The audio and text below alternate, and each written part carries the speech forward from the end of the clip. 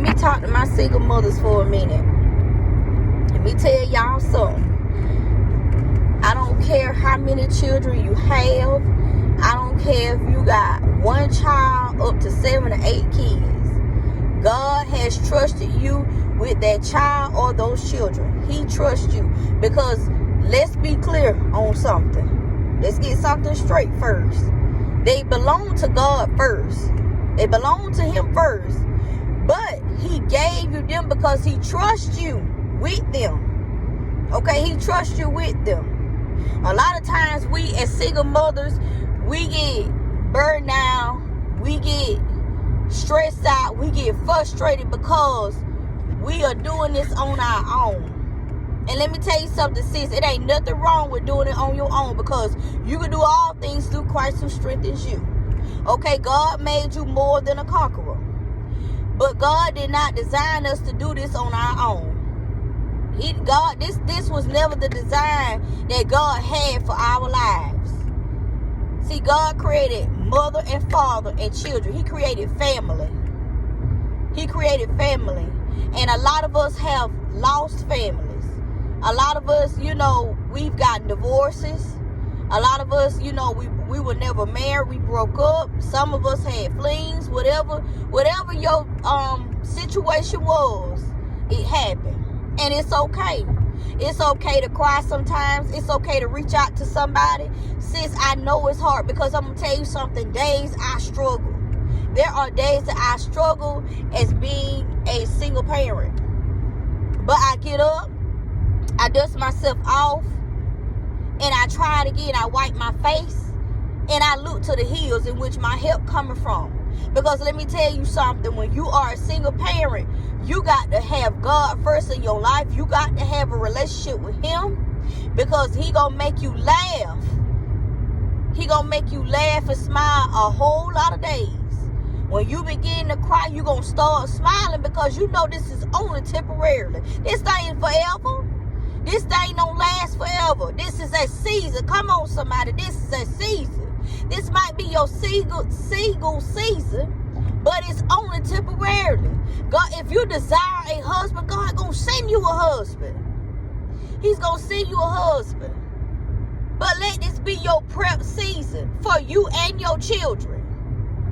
Know that your children are a blessing. I don't care what it is. Your children are a blessing.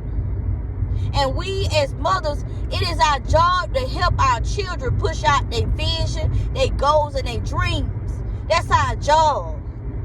Just like we got a vision, they got a vision too. If your son loves football and all he talk about is football, and he play with his football 24/7, let me tell you something. You don't never know. He might be the #1 NFL player in the world. I talk big because I serve a big God. He may be the #1 top paid NFL player in the world. You don't know who you raising. If your daughter love to do hair and she always talking about hair and nails and stuff, you don't know, you might be raising the #1 stylist in America. Come on, somebody. She may be top dollar, or celebrities may be having to come see her because she just that good, because God done gave her a gift. If your child sit there and they talk about nursing and they dress up as nurse and they play doctor all the time, you don't know you raising a successful doctor. You don't know what kind of doctor you raising. Even let me tell you something. My 3-year-old, she loves to cook. She talks about cooking all the time. And I say, God, I thank you, because that could be the world-class chef right there in my living room. And God, I thank you for it. She could be the #1 chef in the world. I know she loved to sing. I say, God, she might be America's what they call that show, the top single show. I don't know what they call it. But God, she could be the #1 lady in the industry, in the entertainment industry, because she can sing real good. God, I don't know who you raising in my living room, but God, I thank you. Let me tell y'all something, ladies. We have to pay attention to our children, and we got to learn how to listen to them and speak life over them every single day. Yeah, it's going to be hard. Yeah, sometimes the baby daddy's going to upset us, but guess what you do? You pray for them anyway. pray for them anyway. Some of us, we don't want to pray for them. We want to talk about, no, don't keep tearing them down. Pray for them. Pray for them. You got to pray for them. Some of us got to stand in the gap for our baby daddies because they don't know no better. Some of us going to have to stand in the gap and pray on their behalf because they don't know no better. But let me tell you this, when you do that and you pray for them even though they mistreat you, even though they talk about you like a dog and say this and say that, continue to pray for them because God going to bless you tremendously. Tremendously. One day, your baby's going to be in college. Your baby going to work in that gift. That gift going to be making room for them. And you going to know it was of God. And you going to cry. You going to shout. Because you know it was nobody but God. But I just want to encourage my single mothers, my single queens. Listen, we in this together. Let me tell y'all something. Days get hard for me sometimes. Because I have a 12-year gap in between my children. My son will be 16 and my daughter only be 4 years old. And I say, Lord, I have to take a deep breath and I say, God, I thank you. And God, I trust you. I thank you because God trusted me with her. So I know she's going to be a great woman of God. I know this. Without the shadow of a doubt, she's going to be a great woman. I ain't got to figure out how God going to do it. I ain't got to figure out what her path going to be like. I ain't got to figure nothing out. But I do know this. I hold on to the word of the Lord. Because everything going down but the word, y'all. Y'all better get you some words stirred up in you every single day. Pray over them babies every single day. Don't you let a day slip. You speak affirmations. Teach them to write and speak affirmations. Let me tell you something. Our children watch what we do. And what we do reflects them. And it reflects you. My son listen to me do podcasts and videos, and he hear me talks about affirmations and how I pray. My son wrote down some affirmations. All I could do was cry and thank God. God said they watching you. Let me tell you something. When you got kids, you got an audience. You ain't got to worry about the audience of the world. You got an audience right there in your home. And everything that you do, and everything that you say, they are listening and they are watching and they are absorbing it. They're like a sponge. They absorb it. Everything that you do, everything that you say, they absorbing it. And I had to learn that.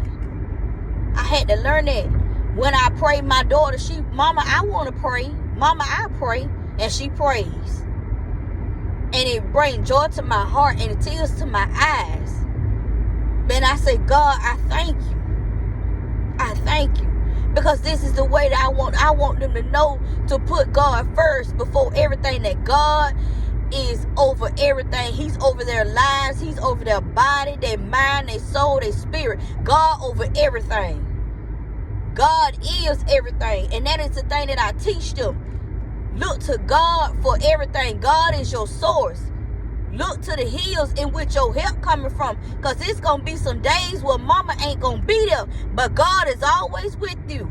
I tell them that all the time. I say, God said in Psalm 27, when my mother and father leave me, God, you will be right there. I said, because see, it may come a day where mama got to go. And got to go on. That mama done did her time. Oh, God, I thank you. That mama done put in that work. Mama done finished her. She done did her job. Let me tell y'all something. Each of us got a job to do. Each of us got an assignment to do. And I refuse to leave here with my work undone. But when my work is done, and God said, all right, your work is done, it's time to come home, I want to be ready. And I tell them that, I said, Mama, it may not be here always. I said, but I want you to hold on to God. You don't hold on to nobody else. I want you to hold on to God. Because it said, when my mother and father leave me, God going to be right there. I said, God will be with you even until the end of time. I said, even when you die, God is with you. He right there with you. You're never alone. God is with you always. I teach them this. That they ain't never by themselves. God is with them. Everywhere they go, God with them.